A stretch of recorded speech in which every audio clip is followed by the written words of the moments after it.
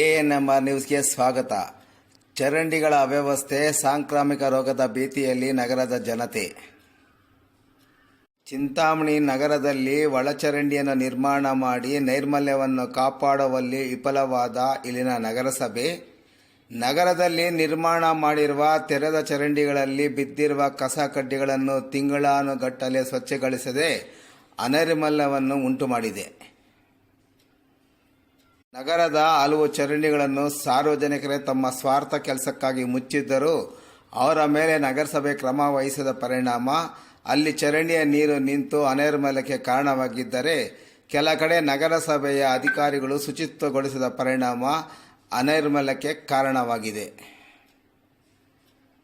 ನಗರದಲ್ಲಿನ ತೆರೆದ ಚರಂಡಿಗಳಲ್ಲಿ ಸೇರಿಕೊಂಡ ಕಸ ಕಡ್ಡಿಗಳನ್ನು ತಿಂಗಳಾನುಗಟ್ಟಲೆ ನಗರಸಭೆಯ ಅಧಿಕಾರಿಗಳು ಪೌರ ಕಾರ್ಮಿಕರಿಂದ ತೆಗೆಸಿದ ಪರಿಣಾಮ ನೀರು ಸರಾಗವಾಗಿ ಹರಿದು ಹೋಗದೆ ಚರಂಡಿಗಳಲ್ಲಿ ನಿಂತಲ್ಲೇ ನಿಂತು ಗಬ್ಬೆದ್ದು ನಾರುತ್ತಿರುವುದರ ಜೊತೆಗೆ ದುರ್ನಾತದ ವಾಸನೆಯನ್ನು ಸಹ ಬೀರುತ್ತಿದೆ.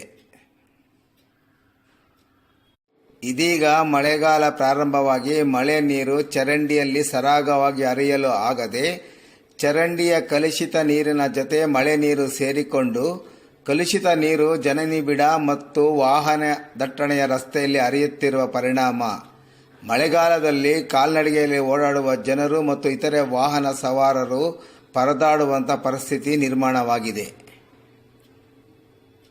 ತಿಂಗಳಾನುಗಟ್ಟಲೆ ತೆರೆದ ಚರಂಡಿಗಳನ್ನು ನಗರಸಭೆಯವರು ಸ್ವಚ್ಛಗೊಳಿಸಿದ ಪರಿಣಾಮ ಚರಂಡಿಗಳಲ್ಲಿ ದಿನೇ ದಿನೇ ಹೆಚ್ಚು ಕಸ ಸೇರಿಕೊಂಡು ಗಬ್ಬೆದ್ದು ನಾರುತ್ತಿರುವುದರ ಜೊತೆಗೆ ದುರ್ನಾತದ ವಾಸನೆಯ ಜೊತೆಗೆ ಸೊಳ್ಳೆಗಳ ಹಾವಳಿ ಹೆಚ್ಚಾಗಿ ರೋಗದ ಭೀತಿಯನ್ನು ಬಡಾವಣೆಯ ನಿವಾಸಿಗಳು ಎದುರಿಸುವಂತಾಗಿದೆ.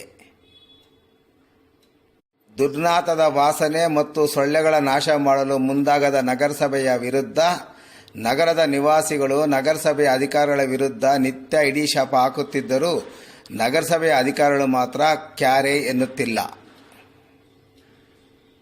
ನಗರದ ಚರಂಡಿಗಳ ಶುಚಿತ್ವಕ್ಕೆ ಬಡಾವಣೆಗಳ ನಿವಾಸಿಗಳು ಮತ್ತು ವಾರ್ಡಿನ ನಗರಸಭಾ ಸದಸ್ಯರು, ಸಂಬಂಧಪಟ್ಟ ಪರಿಸರ ಅಭಿಯಂತರ ಉಮಾಶಂಕರ್, ಹಿರಿಯ ಆರೋಗ್ಯಾಧಿಕಾರಿ ಆರತಿ ಮತ್ತು ಕಿರಿಯ ಆರೋಗ್ಯಾಧಿಕಾರಿಗಳಾದ ಪ್ರತಿಭಾ ಮತ್ತು ಶೋಭಾರವರ ಗಮನಕ್ಕೆ ತಂದರೂ ಸೌಜನ್ಯಕ್ಕಾದರೂ ಭೇಟಿ ನೀಡಿ ಪರಿಶೀಲನೆ ನಡೆಸಿಲ್ಲ.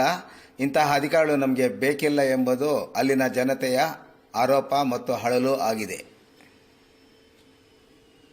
ನಗರಸಭೆಯ ಪೌರಾಯುಕ್ತರು ಸೇರಿದಂತೆ ಜಿಲ್ಲಾಡಳಿತ ಮತ್ತು ಕ್ಷೇತ್ರದ ಶಾಸಕರಾದರೂ ನಗರದ ಚರಂಡಿಗಳ ಕಡೆ ಗಮನ ಹರಿಸಿ ಮಳೆಗಾಲದಲ್ಲಿ ಚರಂಡಿಗಳ ನೀರು ರಸ್ತೆ ಮತ್ತು ಮನೆಗಳಿಗೆ ನುಗ್ಗುವ ಮುನ್ನ ಸ್ವಚ್ಛಕ್ಕೆ ಮುಂದಾಗುತ್ತಾರೆಯೋ ಇಲ್ಲವೋ ಎಂಬುದನ್ನು ಕಾದು ನೋಡಬೇಕಾಗಿದೆ.